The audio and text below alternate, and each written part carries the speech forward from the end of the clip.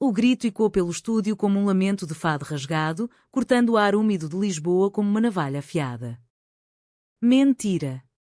Tudo o que filmámos foi uma ilusão, Teresa. Como pudeste esconder isso de mim, quando eu te dei o meu coração inteiro? Joana, os olhos flamejantes de lágrimas não ensaiadas, atirou o guião ao chão.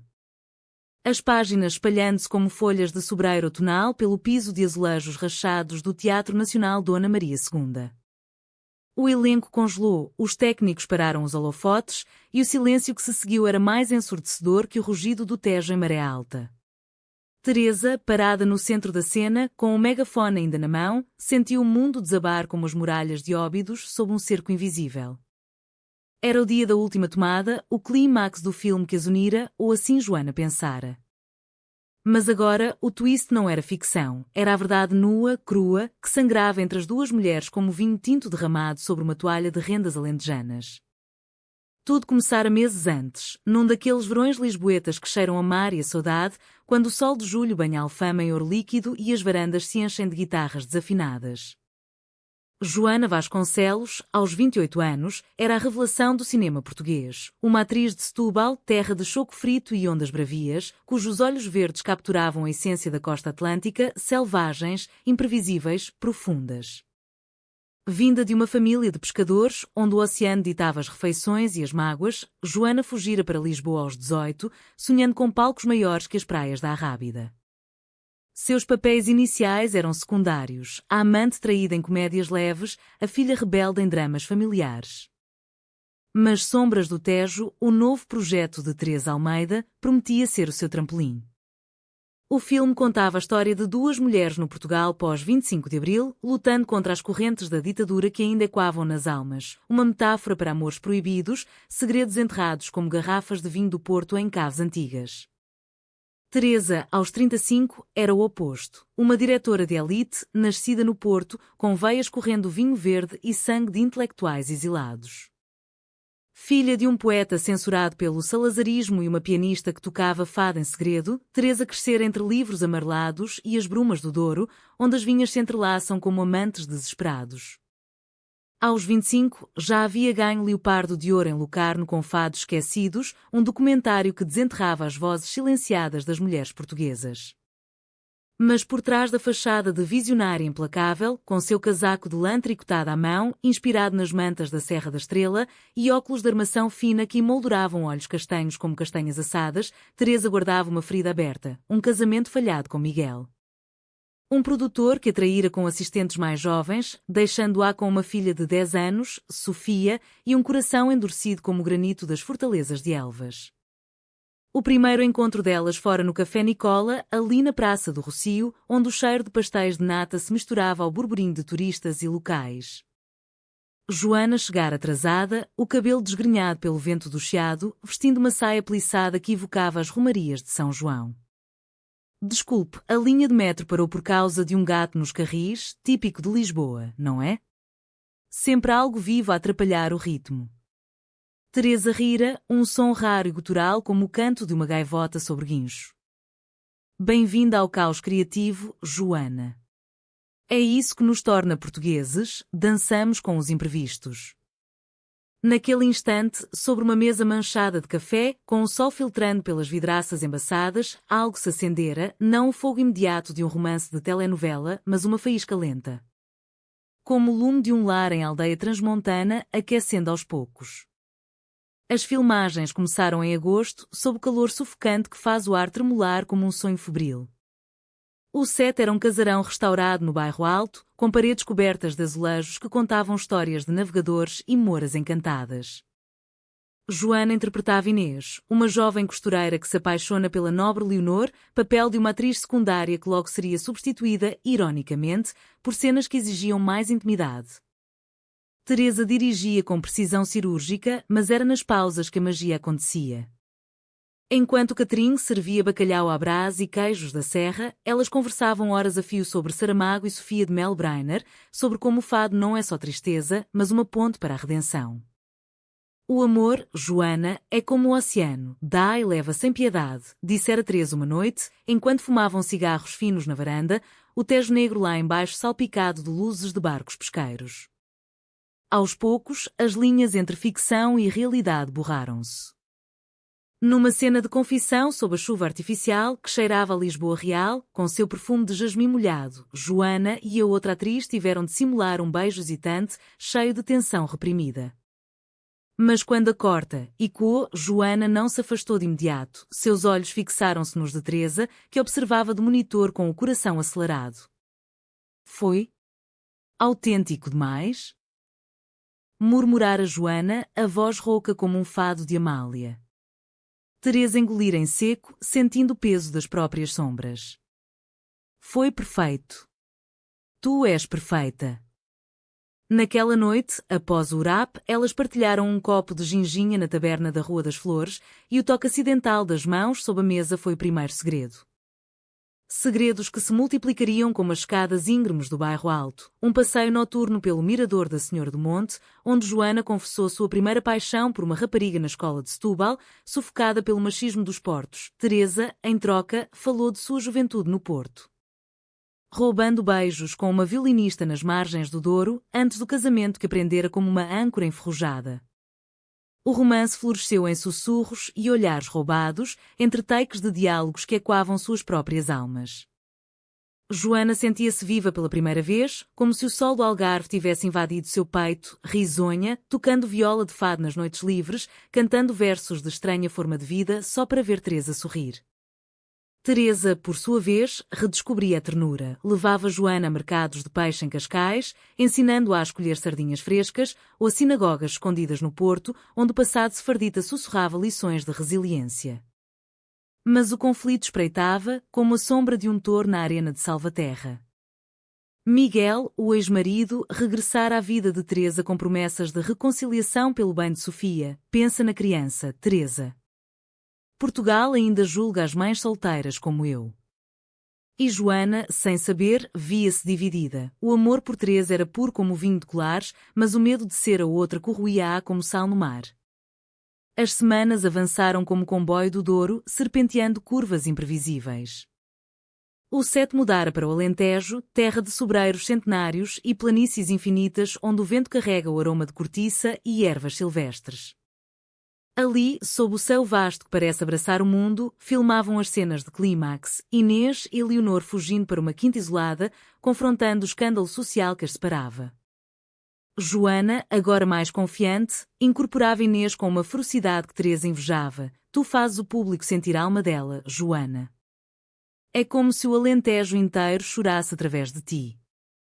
Mas nas noites quentes, quando o ar vibrava com o canto dos grilos e o distante ladrar de cães pastores, elas encontravam refúgio numa casa de hóspedes em Évora, com paredes de cal branco e flores de buganvília trepando como videiras apaixonadas. Foi numa dessas noites que o primeiro beijo aconteceu, não ensaiado, não iluminado por holofotes, mas sob a luz prateada da lua cheia que banhava os templos romanos da cidade. Estavam no pátio, partilhando uma garrafa de tinta alentejano, o vinho tinto como sangue de touradas antigas. Joana falava de sua avó, uma tecelã de arraiolos que tecera tapetes contando histórias de mulheres livres, desafiando os maridos ausentes no ultramar. Ela dizia que o amor verdadeiro é um tear, fios cruzados, mas fortes o suficiente para suportar tempestades. Teresa, embriagada não só pelo vinho mas pela proximidade, estendeu a mão e traçou o contorno do rosto de Joana, os dedos tremendo como folhas de oliveira ao vento. E se os nossos fios se entrelaçarem para sempre? O beijo veio suave, hesitante, como o primeiro sorvo de um café quente numa manhã de névoa. Lábios que se encontraram com a doçura de figos maduros, e naquele instante, o mundo encolheu-se ao espaço entre elas, o Alentejo, com seus horizontes infinitos, tornando-se mero pano de fundo para o infinito de seus corações. Mas o paraíso tem sempre uma serpente escondida entre as oliveiras. Miguel ligou na manhã seguinte, sua voz ecoando pelo telefone como um trovão ribatejano. Teresa, Sofia está a perguntar por ti.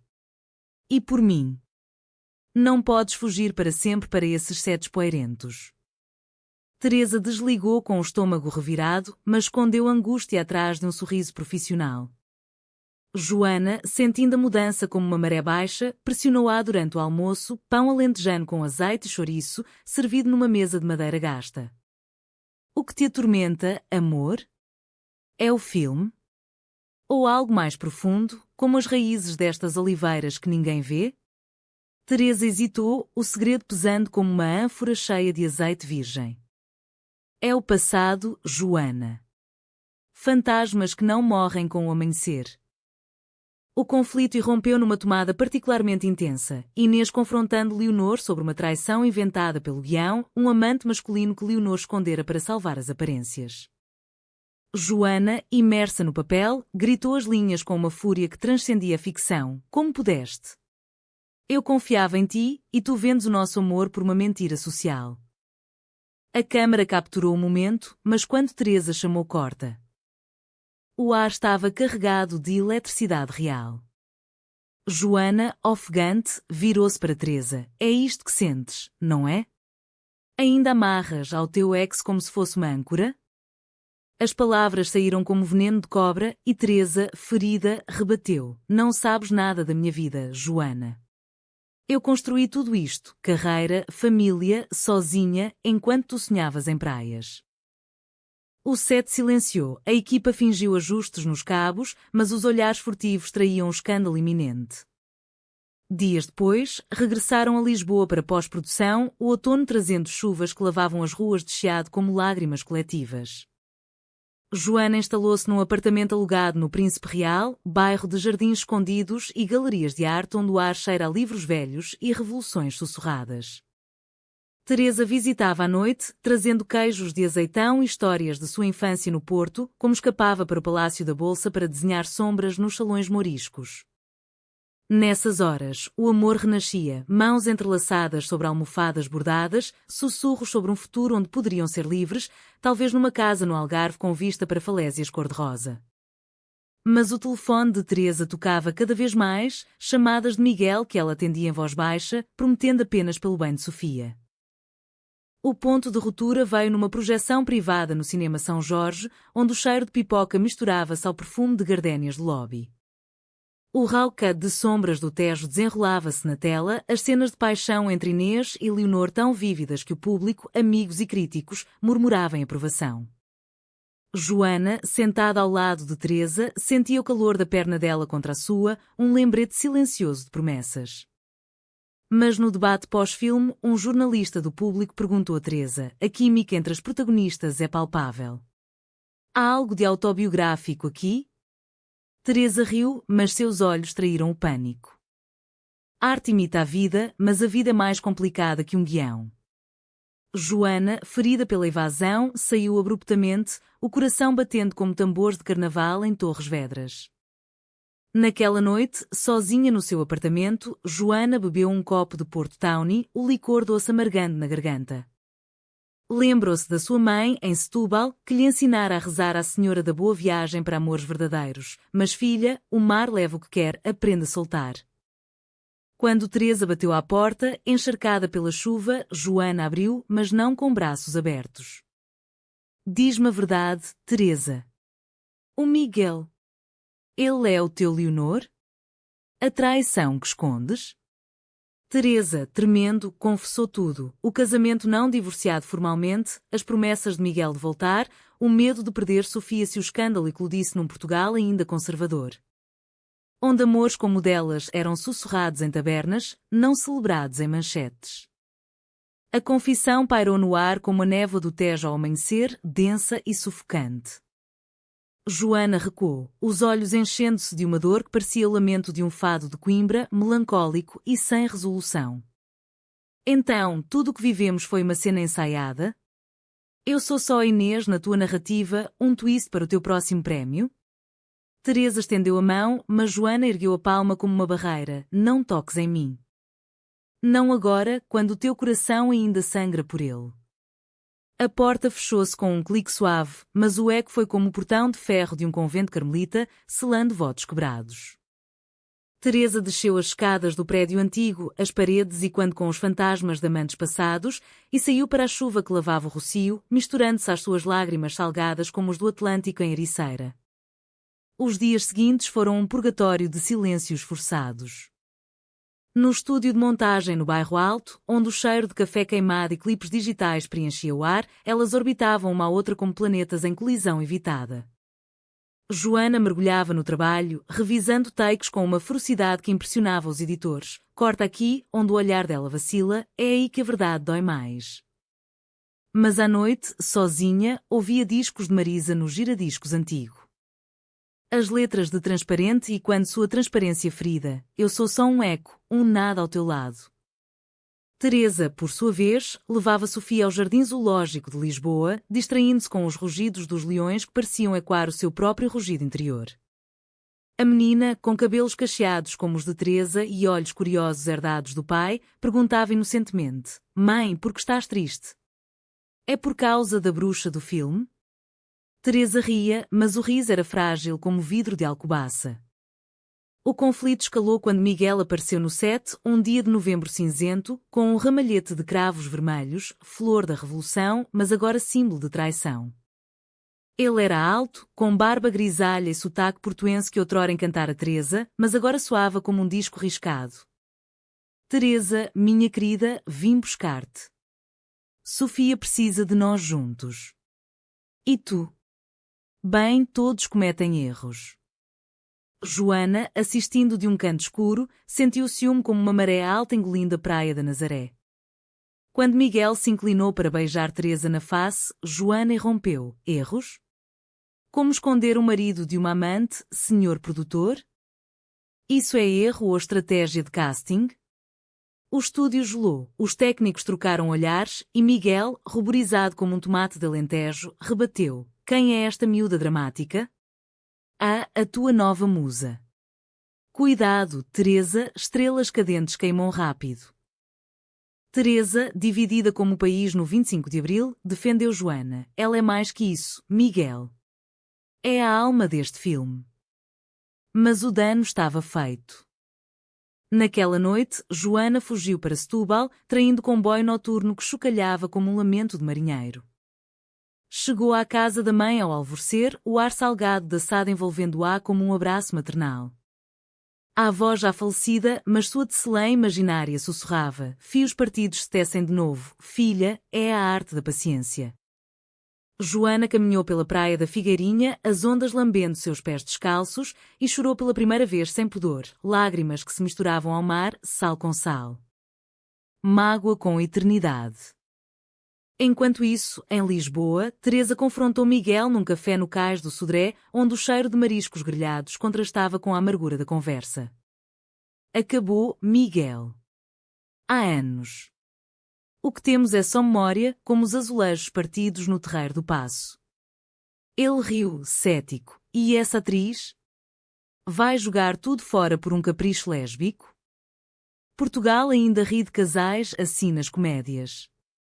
Teresa ergueu-se, o coração endurecido como o pão de Mafra. Não é capricho, é vida. Sai da minha. Sozinha depois, ela dirigiu até ao Cabo da Roca, o fim do mundo continental, onde o vento uiva como o banshee celta. Ali, sob o farol que pisca como um coração ansioso, ligou para Joana. Volta. Por favor. Os segredos acabaram, só resta a verdade. Joana regressou 2 dias depois, mas o reencontro foi tenso como uma corda de viola desafinada. Encontraram-se no mosteiro dos Jerónimos, entre túmulos de navegadores que sonharam mundos além do horizonte. Eu traí-te com silêncio, Joana. Mas Miguel é passado, tu és o meu presente, o meu fado vivo. Joana, tocando os azulejos frios que contavam histórias de glória e perda, sussurrou, então prova-o. Deixa o mundo saber ou eu saio deste filme e de ti. Teresa hesitou, o medo de escândalos, tabloides como o Correio da Manhã pintando como a diretora de Vassa, apertando-lhe o peito como um colete de ferro. Mas o amor, como o vinho do Dão, amadurece na adversidade. O alto trau irrompeu na festa de encerramento, no luxo frágil às margens do Tejo, onde a música eletrónica se misturava ao fado moderno e o ar cheirava a gin tónico e suor dançante. Celebridades portuguesas, de atores de Floribela a cantores de morna cabo-verdiana, enchiam o espaço, mas o foco era sombras do Tejo. Joana, num vestido negro que evocava as viúvas de fado, circulava com um sorriso forçado. Teresa, ao seu lado, anunciava o projeto com orgulho. Este filme é sobre corações que ousam bater contra o ritmo da sociedade. Mas quando um repórter da SIC Notícias aproximou-se, microfone em riste, e perguntou sobre rumores de romance no set, Teresa congelou. Joana, sentindo pânico, interveio. Rumores? É mais que isso. Teresa e eu. Nós vivemos o que filmamos. Amor real, num Portugal que ainda aprende a amar sem julgar. O silêncio caiu como uma cortina de teatro, seguido de flashes de câmaras e murmúrios como ondas quebrando.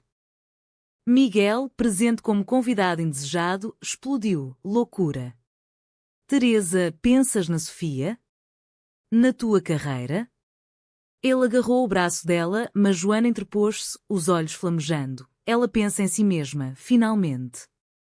Saia, senhor, o seu ato acabou.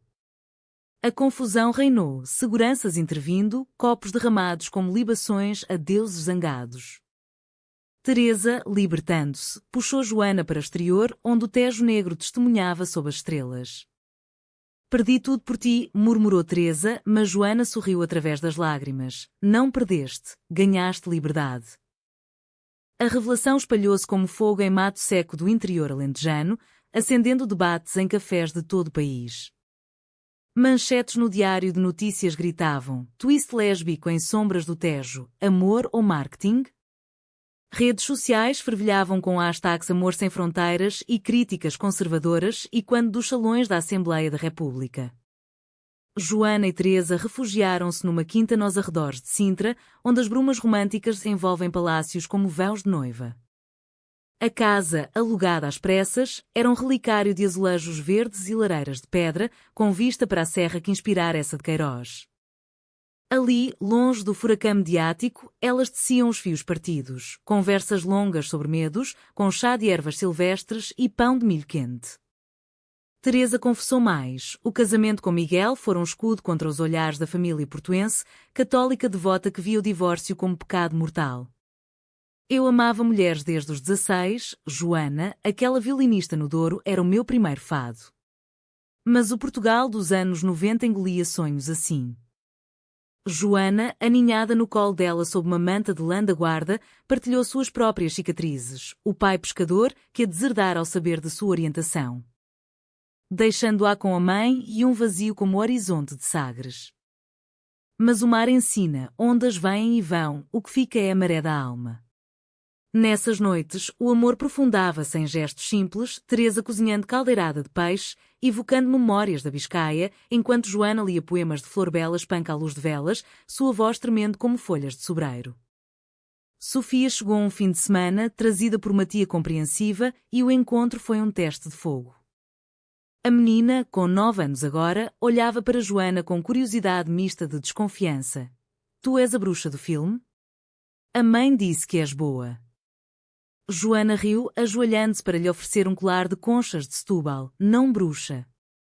Mas uma amiga que ama a tua mãe como o sol ama o mar. Elas passearam pelo Parque da Pena, entre pavilhões coloridos e camelias em flor, e Sofia, vendo as mãos delas entrelaçadas, perguntou: então, sois como as princesas das histórias, mas sem príncipe? Teresa assentiu, o coração leve. Exato. Filha. Princesas que escrevem o seu próprio conto. Aos poucos, a criança aqueceu, desenhando retratos delas três como uma família de fadas sintrenses. Mas o mundo exterior não perdoava facilmente. Miguel processou Teresa por difamação familiar, alegando que a revelação prejudicara a custódia de Sofia. Audiências no Tribunal de Lisboa, com suas salas de madeira escura cheirando a cera e justiça antiga, tornaram-se um circo, advogados citando o Código Civil português, ainda rígido em questões de moralidade, e testemunhas descrevendo o escândalo como uma ameaça à tradição familiar. Joana testemunhou, a voz firme como o rochedo da póvoa de Varzim. O amor delas não é escândalo, é coragem. Portugal evoluiu desde o 25 de Abril, por que não os tribunais? A imprensa dividia-se, o Expresso elogiava a Revolução Romântica. Enquanto colunas conservadoras no Sol lamentavam a decadência lisboeta. Numa noite de tempestade, com trovões e quando como canhões de restauração, Teresa desabou nos braços de Joana. E se perdermos tudo? Sofia, o filme, nós? Joana, traçando mapas invisíveis nas costas dela, sussurrou: o amor humaniza, Teresa. como o fado, dói, mas cura. Elas fizeram amor, não com paixão carnal, mas com a intimidade de almas nuas, trocando promessas sob lençóis bordados com motivos de rendas de Viana do Castelo. O filme estreou no Festival de Guimarães, capital da cultura nesse ano, num cinema ao ar livre sob as estrelas de um céu minhoto. O público, uma tapeçaria de nortenhos resilientes, com sotaques cantados e cascóis de lã, aplaudiu de pé quando os créditos rolaram, as lágrimas misturando-se ao orvalho noturno.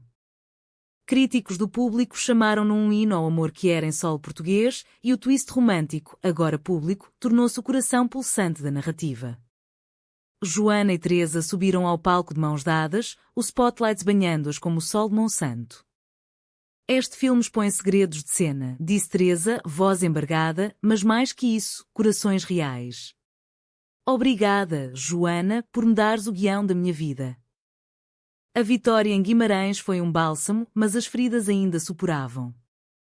Miguel ganhou terreno no tribunal, argumentando que o estilo de vida alternativo de Teresa tornava instável para Sofia. A menina, agora dividida entre casas, chorava nas chamadas noturnas. Mãe, o pai diz que a Joana é uma bruxa que te encantou. É verdade? Teresa, no quarto de Sintra com paredes e quando ventos atlânticos, respondia com histórias. Não bruxa, mas uma fada que traz luz. Lembra-te do conto da raposa e do vento, o amor sopra onde quer. Joana, sentindo-se intrusa, propôs distância. Talvez eu deva sair, Teresa. Pelo bem dela. Portugal ainda prefere famílias tradicionais, como as de Trás-os-Montes. Mas Teresa recusou, feroz como uma leoa da Serra da Lousã. Não. Nós somos a nova tradição, amores tecidos com coragem. O contra-ataque veio da comunidade. Associações LGBT+ de Lisboa, como a ILGA Portugal, mobilizaram petições online, comparando o caso ao de Sofia de Melbreiner, que desafiara normas poéticas e pessoais. Uma manifestação no Rossio reuniu centenas, com bandeiras arco-íris tremulando ao lado de cravos vermelhos, cantando Grândola, Vila Morena adaptada para Amor, Amor Morena. Joana falou, voz amplificada por um megafone improvisado. Somos filhas deste país, de fado e fadistas, de revoluções e saudades. Não nos calem. A cobertura televisiva, na RTP, humanizou a história. Entrevistas com vizinhos de Setúbal elogiando Joana como a filha que brilha e amigos do Porto recordando Teresa como a visionária que sempre lutou por vozes silenciadas. No íntimo, o romance de Joana e Teresa amadurecia em camadas, como cebolas de redondo minhoto. Elas viajaram para o Douro num fim de semana roubado, alugando um barco rabelo para navegar entre vinhas terrazadas que caem como cascatas verdes para o rio. Ali, sob o sol dourado que faz o vinho verde brilhar, Teresa propôs: casa comigo, Joana. Não num papel estatal, mas num ritual nosso, votos no mirador do pôr-do-sol, com Sofia como testemunha. Joana, lágrimas nos olhos como orvalho em uvas, aceitou, sim. Que o Douro seja nosso altar. Elas colheram cachos de uvas, suculentas e ácidas, e brindaram com mosto fresco, prometendo fidelidade além das estações. Mas o clímax judicial chegou como uma tourada em Évora. O juiz, um homem idoso de Beja com sotaque alentejano pausado, ouviu testemunhos finais. Miguel pintou Teresa como irresponsável, citando fotos paparazzi delas de mãos dadas. Joana, chamada como amiga íntima, testemunhou com eloquência: Vossa Excelência, o amor não corrompe, e leva. Teresa é a mãe que Sofia merece, forte, criativa, humana. Eu sou parte disso, não ameaça. O juiz, tocado, talvez por memórias de sua própria juventude em planícies solitárias, deliberou, custódia partilhada, com ênfase na estabilidade emocional, reconhecendo o compromisso genuíno do casal. Miguel saiu derrotado, o orgulho ferido como um toureiro encornado. A notícia irrompeu em festas, sardinhadas em Alfama, onde vizinhos brindavam com copos de cerveja Sagres. Sofia, ao saber, correu para os braços de Joana. Então, és a minha madrasta fada? Podes ensinar-me a nadar como as sereias de Setúbal? O riso delas ecoou, curando rachaduras como argamassa em azulejos antigos. Sombras do Tejo ganhou o Globo de Ouro português, numa gala no Coliseu dos Recreios, com o Tejo brilhando lá fora como um espelho de prata. Joana e Teresa subiram juntas, vestidos em tons de azul celeste evocando o céu de Tavira. No discurso, Teresa dedicou a este país que nos ensinou a amar com dor e glória. Joana, tu és a minha Leonor, real, eterna. O aplauso foi ensurdecedor, como o mar em fúria no cabo de São Vicente. O epílogo desenrolou-se num Portugal de invernos suaves, onde o Natal traz presépios vivos em Óbidos e o cheiro de rabanadas enche as ruas. Joana e Teresa, agora inseparáveis, compraram uma casa no Algarve, uma vila branca em Lagos, com jardim de laranjeiras e vista para as grutas azuis onde o mar canta segredos de piratas. Sofia florescia ali, frequentando escola local onde aprendia a tocar a dufa em ranchos folclóricos e chamando Joana de tia J.O., um título afetuoso que transcendia rótulos. O filme tornou-se um marco, projetado em escolas como lição de empatia, inspirando debates sobre direitos quer nas universidades de Coimbra e Lisboa. Mas a humanização veio com humildade. Teresa dirigiu um documentário sobre mulheres lésbicas no Portugal rural, filmando em vilas transmontanas onde o amor ainda se esconde atrás de portas de carvalho. Joana, agora estrela consolidada, escolheu papéis que honravam raízes, uma biópic de Amália Rodrigues, capturando a fadistas vulnerabilidade amorosa. Elas casaram-se num ritual privado na Praia da Marinha, com o sol poente tingindo o céu de laranja como cortiça fresca e Sofia espalhando pétalas de jasmim. Não houve padres ou papéis, mas votos trocados ao som de um fado tocado por uma artista local. Na tua voz, encontro o meu lar, no teu olhar, o infinito Tejo. Anos depois, sentadas na varanda da vila, com Sofia agora adolescente sonhando com cinema, Joana e Teresa refletiam. Revelaste o twist amor, disse Joana, mão na dela. De cena para corações reais. Teresa sorriu, olhos envelhecidos mas brilhantes, e o melhor ato ainda está por vir. O mar sussurrava aprovação, um hino eterno à resiliência portuguesa, onde o amor, como o vinho envelhecido em Cavos do Douro, torna-se mais doce com o tempo. Numa nota final, o legado perdurou. Sombras do Tejo influenciou leis, acelerando o reconhecimento de uniões de facto quer. Joana e Teresa, embaixadoras silenciosas, caminhavam de mãos dadas em festas de São João no Porto, fogaceiras iluminando rostos unidos. Porque, no fim, o twist não era traição, mas redenção, um lembrete de que, em Portugal, os corações batem ao ritmo da saudade, mas também da esperança.